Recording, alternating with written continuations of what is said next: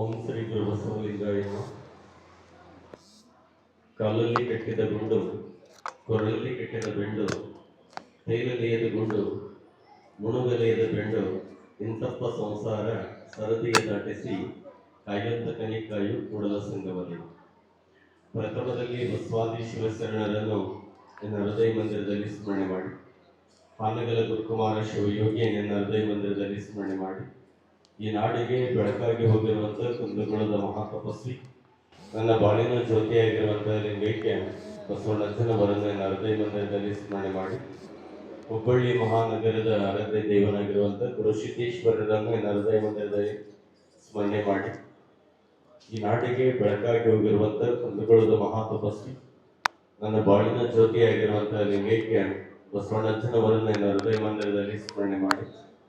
ಹುಬ್ಬಳ್ಳಿ ಮಹಾನಗರದ ಎಲ್ಲ ದೇವಾನುದೇವತೆಗಳನ್ನು ನನ್ನ ಹೃದಯ ಮಂದಿರದಲ್ಲಿ ಸ್ಮರಣೆ ಮಾಡಿ, ಹುಬ್ಬಳ್ಳಿ ಮಹಾನಗರದ ಪ್ರತಿಷ್ಠಿತೆಯ ಮಠವಾಗಿರುವಂತಹ ಗುರುಸಿದ್ದೇಶ್ವರ 3000 ಮಠದ ಒಂದು ಸಮುದಾಯ ಭವನದಲ್ಲಿ ಹಮ್ಮಿಕೊಂಡಿರುವಂತ ಬಹಳಷ್ಟು ಒಂದು ಪವಿತ್ರವಾಗಿರುವಂತಹ ಆದರ್ಶ ದಂಪತಿಗಳಿಗೆ ಒಂದು ಪ್ರಶಸ್ತಿ ಪ್ರದಾನ ಕಾರ್ಯಕ್ರಮ, ಅದರ ಜೊತೆ ಹೆಚ್ಚು ಅಂಕ ತೆಗೆದುಕೊಂಡಿರುವಂತ ನಮ್ಮ ವಿದ್ಯಾರ್ಥಿಗಳಿಗೆ ಒಂದು ಗೌರವಿಸುವಂತ ಒಂದು ಕಾರ್ಯಕ್ರಮದ ಪಾವನ ಸನ್ನಿಧಾನವನ್ನು ಕರುಣಿಸಿರುವಂತ 3000 ಮಠದ ಜಗದ್ಗುರು ಮಹಾಸನ್ನಿಧಿಯವರು, ಸೆರೆಹಟ್ಟಿ ಭಾವೈಕ್ಯತೆಯ ಪೀಠವಾಗಿರುವಂತಹ ಶ್ರೀ ಜಗದ್ಗುರು ಫಕೀರ ಸಿದ್ದರಾಮ ಮಹಾಸ್ವಾಮಿಗಳ ಶ್ರೀಪಾದಗಳಿಗೆ ಹಾಗೂ ನಮ್ಮ ಮಂಜುನಾಥ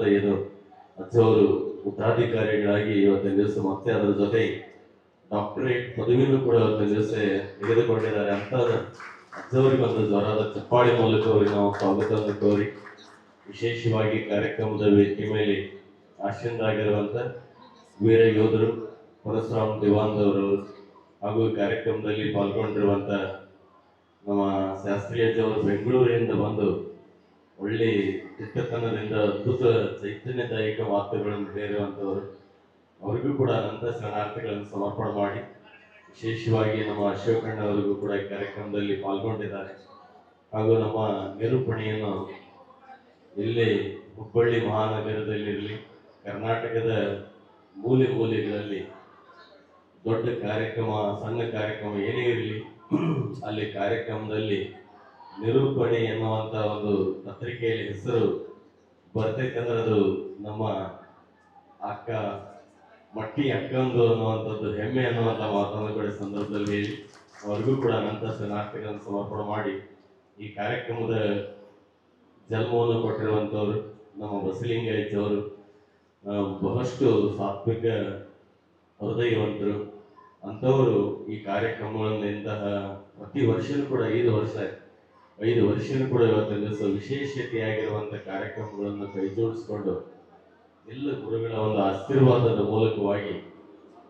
ಅವರು ಕಾರ್ಯಕ್ರಮಗಳನ್ನು ಇಲ್ಲಿ ಮಾಡ್ತಾ ಇದ್ದಾರೆ. ಅಂತಹ ದಂಪತಿಗಳಿಗೊಂದು ಜ್ವರದ ಚಪ್ಪಾಳಿ ಮೂಲಕ ನಾವು ಸ್ವಾಗತವನ್ನು ಕೋರಿ,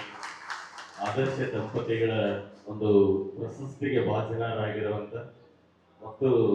ಪ್ರಶಸ್ತಿ ತೆಗೆದುಕೊಂಡು ಕೂಡ ಇಲ್ಲಿ ಕಾರ್ಯಕ್ರಮದಲ್ಲಿ ಸದಾವಕಾಲ ಅವರಿಗೆ ಬೆನ್ನೆಲುಬಾಗಿದ್ದಾರೆ.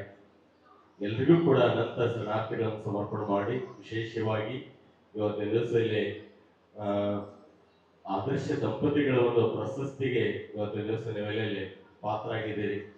ನಿಮ್ಮೆಲ್ಲರ ಒಂದು ಸನ್ಮಾನ ಆಯ್ತಂದ್ರೆ ಅದು ಆದರ್ಶ ದಂಪತಿ ಅಲ್ಲ, ಮುಂದೆ ಹೆಚ್ಚು ಇನ್ನೂ ಸಮಾಜಕ್ಕೆ ನಾನು ಕೊಡಬೇಕಾಗಿರುವಂತ ಒಂದು ಕೊಡುಗೆ ಅದು ಹೆಚ್ಚಿನ ಐತಿ ಅನ್ನುವಂತ ಒಂದು ಮುಂದಿನ ನಡವಳಿಕೆಯನ್ನು ಇವತ್ತಿನ ದಿವಸ ಅವರು ಈ ಕಾರ್ಯಕ್ರಮದಲ್ಲಿ ನಿಮಗೆ ಬೆನ್ನ ಚಪ್ಪರಿಸಿ ಮುಂದಿನ ಸಮಾಜದ ಉದ್ಧಾರಕ್ಕಾಗಿ ನೀವೆಲ್ಲ ಹೀಗೆ ಮಾಡಬೇಕನ್ನುವಂತ ಒಂದು ನಿದರ್ಶನ ಅನ್ನುವಂತ ಮಾತನ್ನು ಕೂಡ ಸಂದರ್ಭದಲ್ಲಿ ಹೇಳಲಿಕ್ಕೆ ಇಚ್ಛೆ ಬಿಡ್ತೇನೆ. ಹಾಗಾಗಿ ನಾವೆಲ್ಲರೂ ಕೂಡ ಇವತ್ತಿನ ದಿವಸ ನಿತ್ಯದ ಬದುಕಿನ ಉದ್ದಕ್ಕೂ ನಮ್ಮ ಸಂಸಾರ ಜೀವನದಲ್ಲಿ 12ನೇ ಶತಮಾನದಲ್ಲಿ ಹಿಡ್ಕೊಂಡು ಸಂಸಾರ ಜೀವನದಲ್ಲಿ ಬಸವಣ್ಣನವರು ಹೇಳ್ತಾರೆ, ಸಂಸಾರ ಜೀವನದಲ್ಲಿ ಕೂಡ ಸದ್ಗತಿಯನ್ನು ಕಾಣುವಂತ ಮಾತನ್ನು ಹೇಳ್ತಾರೆ. ಅಂತಹ ಜೀವನದಲ್ಲಿ ನಾವೆಲ್ಲರೂ ಕೂಡ ನಮ್ಮ ಅಂತಃಕರಣದಲ್ಲಿ ಅಂತಹ ಒಳ್ಳೆ ವಿಚಾರಧಾರೆಗಳನ್ನು ನಮ್ಮ ಜೀವನದಲ್ಲಿ ನಾವೆಲ್ಲ ತಂದ್ಕೊಳ್ಬೇಕು. ನಾವೆಲ್ಲ ಆದರ್ಶ ದಂಪತಿಗಳನ್ನು ಸಮಾಜದಲ್ಲಿ ಬಹಳಷ್ಟು ಜನ ನೋಡ್ತೇವೆ. 5ಕ್ಕೆ ಲಕ್ಕಮ್ಮ ಅನ್ನುವಂಥದ್ದು, ಮಾರಯ್ಯ ಅನ್ನುವಂಥ